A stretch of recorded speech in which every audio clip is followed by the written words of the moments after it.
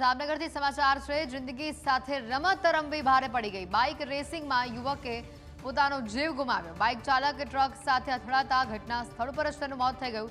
સુતા સુતા બાઇક ઉપર રેસ જે તેણે લગાવી હતી, આ રેસ લગાવી ત્યાં યુવાનને ભારે પડી ગઈ। પલ્લા ગામ નજીક બાઇક રેસિંગ દરમિયાન આ ઘટના બનવા પામી છે। સૂઈને રોલા પાડવાની લાયમાં આ યુવકે આખરે પોતાનો જીવ ગુમાવ્યો। જામનગર રાજકોટ હાઈવે પર યુવાનો વચ્ચે બાઇક રેસિંગ થઈ હતી અને આ રેસ દરમિયાન જોઈ શકાય છે આજે દ્રશ્યો સામે આવ્યા છે। આ તમામ યુવાનો 1 2 3 4 5 6 જેટલા યુવાનો જે આ ફૂટેજમાં જોવા મળી રહ્યા છે, તમામ યુવાનો સુતા સુતા રેસ લગાવી રહ્યા હતા અને પણ હાઈવે પર કે જ્યાંથી હેવી લોડેડ વાહનો પસાર થાય છે અને જેમાં એક યુવક એ ટ્રક સાથે અથડાય છે અને ઓન ધ સ્પોટ તેનું મોત થઈ જાય છે।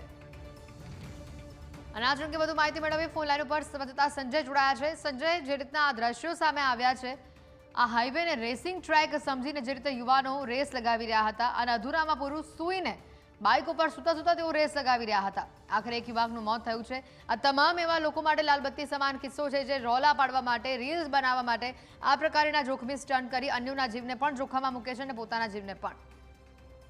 જે ચોક્કસથી જામનગરમાં છેલ્લા કેટલાક સમયથી જે આ પ્રકારે રેસની ઘટના છે તે ખૂબ જ વધી ગઈ છે। યુવાનોમાં જે એક પ્રકારે આ ખરાબ જે ટેવ છે તે પડી રહી છે।